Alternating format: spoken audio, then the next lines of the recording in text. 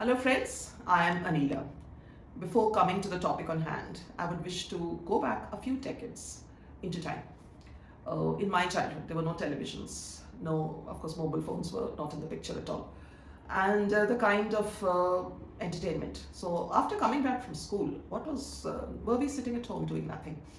No, we assembled in groups in playgrounds near our houses and played all kinds of games for a solid 2 to 3 hours every evening. So all those kind of games, which would be something like kabaddi perhaps, or the dog and the bone, and seven tiles, a lot of running around. Even boys had their own share of games. I Spy was something which I used to find very interesting.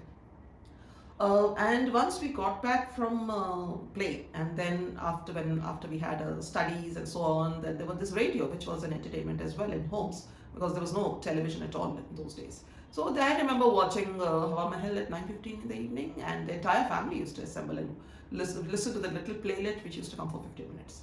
There were these other film programs based on film songs like Binaka Gitmala, which later was renamed as Sibaka Gitmala, hosted by the very famous Amin Sayani, who almost had a celebrity status particularly among film lovers, Hindi film lovers. Then there were these treasure trove. I mean, I wish to come to the juiciest bit in the end. That was the treasure trove of storybooks that my generation actually read. We had discovered it, and we were very much into reading. I remember I was about 6 or 7 years old when I was introduced and I was gifted by two beautifully illustrated fairy tales, books on fairy tales, and there were these ever famous Cinderella, Snow White, Sleeping Beauty, and so on. These kind of stories which were popular then, which are popular even now. And this made me fall in love with reading stories and storybooks. And this love has continued up till now. Now, then of course there was, after all these were done, then a little later, I think in another 2 3 years time, around the age of 8 or 9, I was introduced to Enid Blyton, particularly in school libraries. Enid Blyton is amazing because there was this one writer who I think had influenced an entire generation of school-going children. She had started writing, she had written books for even 4-year-olds, animal stories with adorable names. Then she had written books on school books in the sense like something like first term in Malory Towers, second term in Malory Towers, Prince at St. Clair's, and so on. She had also written books on adventure, mysteries like Famous Five series, Secret Seven series, Five Find Outers in the Dog, and so on. So I think that entire generation, and maybe a generation after that, was also influenced, both boys and girls were influenced by Enid Blyton. And our imagination really, I don't know where it went. It was blown away by the kind of books she used to write. Later, much later, and of course at home also we had these indoor games, playing carrom boards or Ludo or something particularly on weekends. And this was a great bonding time between parents and children. So this was there. Later, television of course came into the fore, and that was very much there. Children also stopped playing, I think, so many games. Once they got back from school, they were more into maybe watching television, cartoons on television, and so on. This is how it went for some time. And of course, again, I think a few decades ago, 1 or 2 decades ago, J.K. Rowling came up with her Harry Potter series.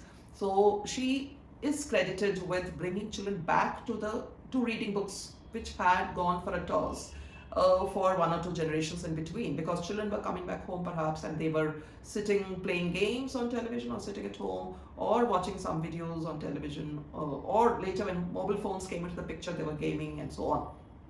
So J.K. Rowling, of course, I have to give her credit for that. Even I found it very interesting, and when I was teaching, my students also used to read those books with great interest. So this was again J.K. Rowling who interested both adults and children, who brought back adults as well as children into reading those famous Harry Potter series. This was this, and later, now I find, as in my workspace, I need to interact with a lot of youngsters. I interact with college goers and students, teenagers, and of course students who just passed out of college. I find that when I listen to them talking, I find that perhaps you can judge to what extent they might have read books apart from reading their course books. If they had been more into reading different books, story books or any other fictional or non-fictional also for that matter, perhaps their vocabulary, their sentence structures, the way of expression would have been much different. had children been reading more books. So this is, I wish to. Now I had also come up with a video on parents reading bedtime stories to their children. Now so this was appreciated by quite a few people, and I received quite a few inquiries by parents as to what kind of books can they buy for the children or read for the children. Now I don't have too many books, but I have a few and I have brought them here to show you. This is a little book I had. It's a baby animal storybook. It's called The Daring Baby Mouse, and I'll just show you a few of the pictures. It talks about a little baby mouse and what happened when it went for a walk with its mother, the mother mouse. So children's books are always beautifully illustrated. Then there is this another book, and it came in a package. You can give it as a gift as well. So this is my little library of Jataka tales, and you have this thin stories, single story, each is a single story about a true friendship or a false friend and so on. So Jataka tales, as you are aware, perhaps are called fables basically. They have an Indian origin, and so they always come with a moral. Then I have this very, very famous book on the Jungle Book. And I'm sure every child in the world is aware of the Jungle Book, and the main character called Mowgli, who was lost in a jungle as a baby and is brought up by a wolf. So this is the story, and how it lives in the jungle, progresses, and the wolf and all the other animals took care of the baby, and as it was growing up, Mowgli, as he grew up, he learned all the principles, or let's say all the values from the animals who treated him as their own child. And the best thing about this book is it's got all these pop-up pictures. The pop-up pictures every child would enjoy because it gives a 3D effect.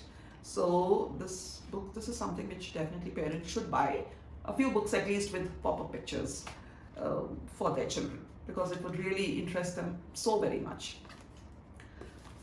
I had this other book which is written by a colleague of mine. She's called Geeta Srinivasan, and these are 20 Tales for Tiny Tots, written by her, and this is something which children can read on their own once they're able to read, or even otherwise parents can read as bedtime stories for their young children. This is again for children from 5 years old to 7 or 8 years old. They can all read these kind of beautiful short books. These are short stories and they can be read out for children, or once a child is able to read, he or she can read them by himself or herself. Then there's this last one which I have. It's called Fancy Nancy, and she's a budding ballerina. That means she's learning to ballet. This little child is attending ballet classes. She's learning ballet, and then she teaches her parents. She tries to teach her parents to ballet as well. Whatever she learns in the school, she tries to teach her parents to do that as well. Again, all these books are beautifully illustrated, and the stories are not too long, so they're quite interesting. Parents can read them out, or even children can start reading. Kindle is also available, but nothing like children reading a book, as we say, a hard copy. This gives a very satisfying feel. So if they can read on Kindle, fine. But otherwise, if they can read a proper book, take hold of a book and go through the pages by themselves, nothing like that. I feel it's the most satisfying experience for everyone.